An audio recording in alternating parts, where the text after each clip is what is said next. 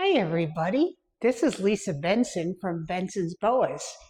And today I wanted to talk to you by popular request about the Longicauda Boa or the Long Tailed Boa, sometimes also known as the Peruvian Long Tailed Boa, also known as the Tumbes Boa, based on where they're from, Tumbes, Ecuador, or Peru. And this is where they're found in nature. And these are a very cool locality boa. This is Longitude. I called him that because, Longicauda, and I thought Longitude was a neat name for him. But one of the things that is so neat about these boas is that they start off as a kind of a gray brown boa, and as they go through the first 3 or 4 years of their life, they gradually get darker and darker. So they go through a color change into this beautiful contrast, almost like a naturally occurring IMG, or increasing melanin gene. So they are like the OG of increasing melanin gene. And they have a beautiful, beautiful head that has one of the best head stamps, that I've ever seen in any boa. And they also have just gorgeous head features. You look at them, they have, beautiful big eyes and, beautiful just head shape. I'm trying to show you here. I hope you can see them good. But they are just a gorgeous locality boa, and the contrast is really second to none. Highly recommend this boa for anyone looking to get into locality boas. They, for one thing, just the natural beauty of them. The second reason is they are very easy to care for.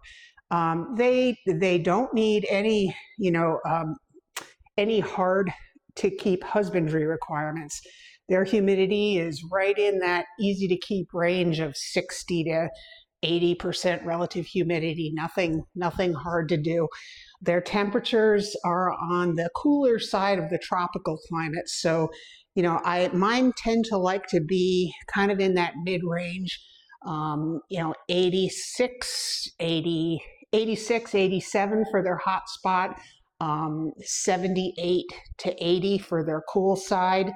And they are voracious eaters. I do tap train them because they have a great feeding response, and they will go, they will absolutely attack their food with gusto.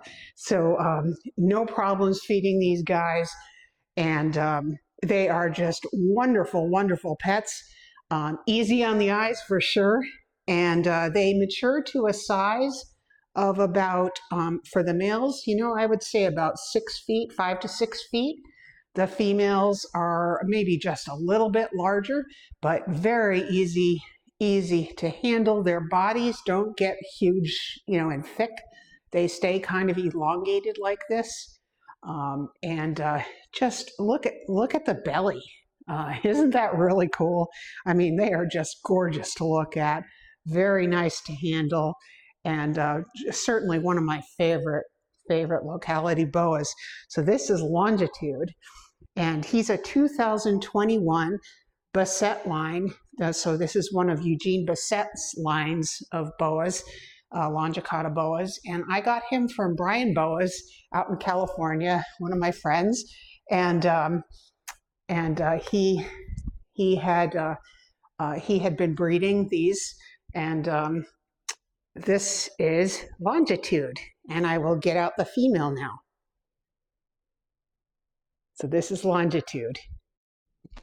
This is Longitude's mate, Latitude, of course. And she's a 2021 female Longicauda, also from Brian Boas.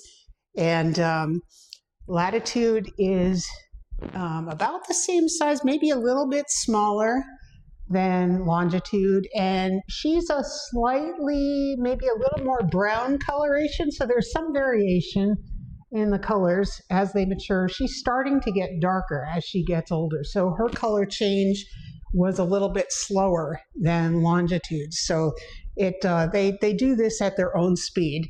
And her head stamp, you can see, is a little bit different than than his. She's equally beautiful and a wonderful, wonderful boa. So I may pair them this coming season. So I'm going to start getting them ready for pairing in the fall because they're looking in great shape. And so these guys do really well in, I keep them in a Animal Plastics T20, which is a 2x2 by 6 foot enclosure. And they like climbing opportunities. They love having a basking shelf. And, you know, they're so easy to care for. Once again, highly recommend them. If you haven't had boas before, this is a great boa to start with. Really, really enjoyable. So easy to handle. And just a lovely, lovely pet for someone looking to get into boas.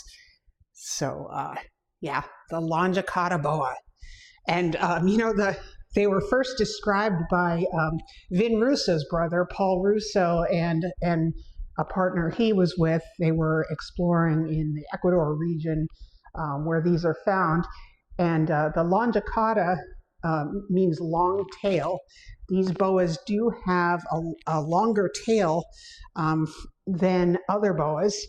And that's how they were described as being different. For a while, they were considered a boa constrictor subspecies, and now they've been reclassified as a boa imperator subspecies. There are some people who believe they are their own subspecies, but that remains to be seen. So again, the boa imperator longicauda, a beautiful animal and one of my favorite localities. So this is Latitude, and this is Lisa Benson from Bensons Boas, and I hope you have a wonderful week.